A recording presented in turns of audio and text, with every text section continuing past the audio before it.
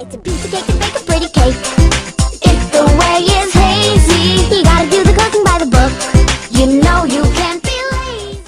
Welcome to digital वनटाई show. और आज हमारे साथ है पीयूष पहाड़ी, जो कि एसईओ एक्सपर्ट है 2 साल से। उनसे आज जानते हैं कि एसईओ में कैसे टिप्स और ट्रिक्स इम्पोर्टेंट रहती है और स्टार्ट कैसे करना है एसईओ को। सो पीयूष पहाड़ी सर, आप अपने बारे में बताइए कि आपने कैसे स्टार्ट किया। मैं पीयूष, मैं भी आईटी इंजीनियर हूँ। स्टार्ट ऐसे हुआ कि मुझे ड्रॉप लग गया इंजीनियरिंग में, जो ऑब्वियस है। ड्रॉप लगने के बाद मेरे पास कुछ करने को था नहीं। मार्केट में ऐसे चालू था कि डिजिटल मार्केटिंग का बहुत हाइप है, ये सब चालू है। तो मैंने जस्ट कंसल्ट किया कि कैसे होता है, क्या होता है डिजिटल मार्केटिंग। मैं पुणे गया, पुणे जाके डिजिटल मार्केटिंग कोर्स ज्वाइन किया मैंने। वहाँ से मैंने सीखा डिजिटल मार्केटिंग कैसे करते, क्या करते, थोड़ा आइडिया आ गया क्या होता है।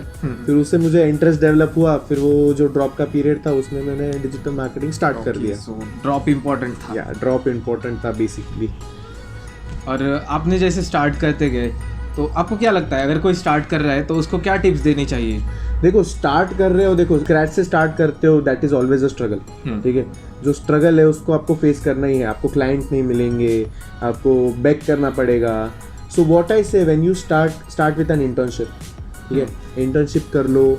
फिर दूसरों का एनवायरनमेंट देख लो, कंपनी में कैसे काम होता है, क्या होता है। फिर वो पता चलने के बाद हम लोग वर्क एक्सपीरियंस के साथ हम लोग आगे बिल्ड कर सकते हैं कि कैसे कांटेक्ट करना है क्लाइंट से, कैसे बात करना है, कैसे कोट करना है, ये सब हमें उधर पता चलता है। आई से इंटर्नशिप से स्टार्ट करो, 1-2 महीना इंटर्नशिप करो, जॉब करो 1-आध महीना, 6 महीना, फिर उसके बाद फ्रीलांसिंग पे शिफ्ट हो सकते हो आप, क्योंकि आपके पास एक्सपीरियंस होता है। ठीक है। और एसईओ जब हम किसी वेबसाइट का करते हैं तो उस टाइम में क्या क्या चीज़ें रहती है जो हमें ध्यान में रखनी होती है? ओके, अभी SEO is search engine optimization, जैसे अभी डिजिटल मार्केटर्स को पता ही होगा। SEO is the most hardest part for digital marketing I say, क्योंकि एक वेबसाइट को रैंक करने के लिए आपको महीने लग जाते हैं, साल लग जाते हैं, और प्रीटी श्योर कोई गूगल के सेकंड पेज पे तो जाता नहीं है। वही रैंक करने के लिए हमको टाइम लगता है। उसके भी बहुत सारे फैक्टर्स होते हैं, जैसे कि ऑन पेज फैक्टर्स हो गए, ऑफ पेज फैक्टर्स हो गए। On page factors are the website के फैक्टर्स जो वेबसाइट के अंदर आपने देखने चाहिए। ऑफ पेज फैक्टर्स मतलब जो वेबसाइट के बाहर जो लोग आपको रेफर करते हैं वो देखने हैं। इसके टिप्स एंड ट्रिक्स ऐसे है कि मेक श्योर आप जब वेबसाइट बनाते हो आप ऐसा प्लेटफॉर्म चूज़ करो जो एसईओ फ्रेंडली हो। ठीक है, जैसे कि वर्डप्रेस एक प्लेटफॉर्म हो गया, जहाँ से आप वर्डप्रेस में आप एसईओ फ्रेंडली वेबसाइट ऑलरेडी बना सकते हो जो ऑप्टिमाइज्ड रहती है। वो एक टिप हो गया कि आप वर्डप्रेस यूज़ करो। उसके बाद आप कर सकते हो कि आपका वेबसाइट, अगर आपको वर्डप्रेस आता है तो आप खुद आपकी वेबसाइट ऑप्टिमाइज कर सकते हो rather than hiring an SEO expert.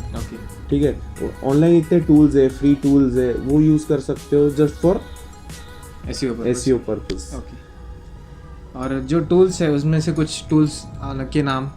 Tools मैं ऐसे सजेस्ट करना चाहूँगा जो मैंने खुद ने यूज़ किए, जैसे कि एसईओ क्वेक हो गया, जो वेबसाइट का डायग्नोसिस करता है कि आपका एसईओ कैसा है, सब फैक्टर्स चेक करता है। फिर कीवर्ड प्लानर हो गया, जिससे हमें कीवर्ड्स पता चलते हैं जो कीवर्ड के लिए अपना वेबसाइट रैंक करेगा।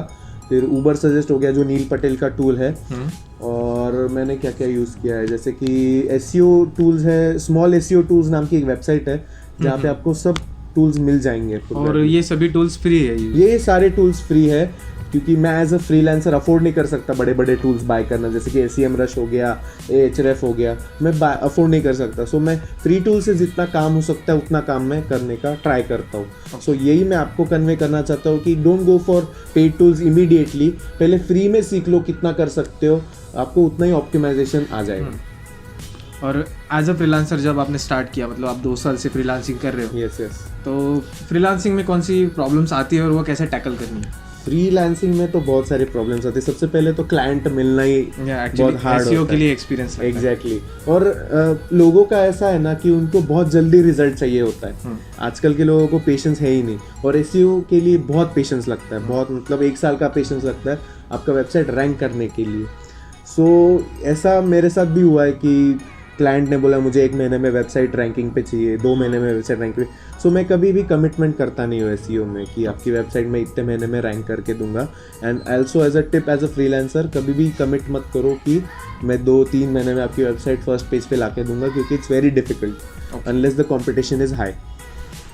व्हाट आई से कि एज अ फ्रीलांसर आप रेफरेंस से जॉब स्टार्ट करिए आपका, जो आपके रेफरेंस है, आपके फैमिली मेम्बर्स है, जो आपके रिलेटिव्स है, उनका कोई खुद का बिजनेस है, उनको पहले कंसल्ट करो कि आपको कोई बिजनेस है तो मैं करके देता हूँ। स्टार्टिंग में फ्री काम किया तो भी चलेगा, कोई इशू नहीं, क्योंकि आपका पोर्टफोलियो बिल्ड होता है उससे।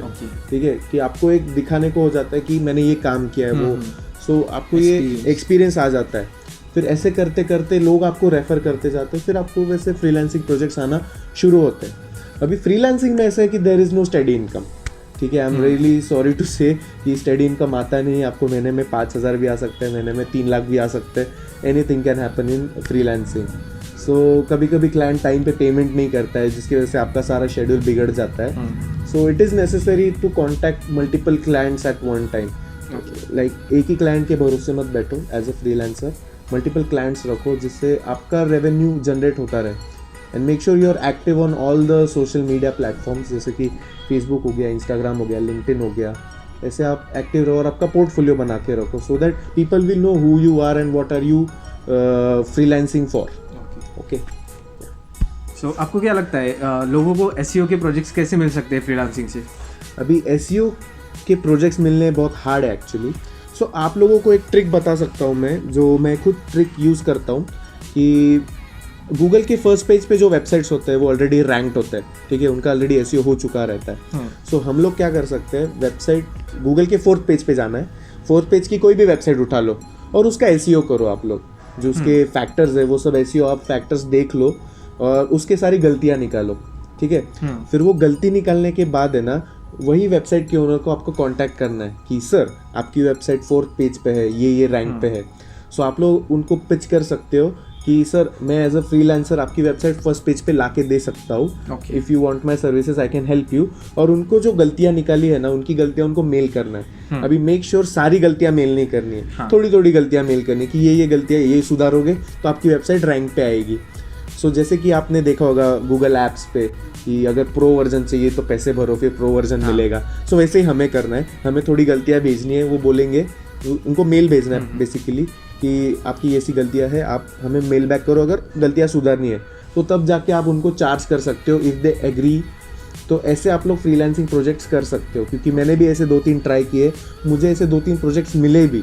ठीक है, and it is very like आपको एक्सपीरियंस आता है कि how you can contact with the client, आपको कैसे मेल भेजना है, कैसे आपको रिवर्ट करना है और कैसे चार्ज करना है, ये भी आप देख सकते हो उसमें।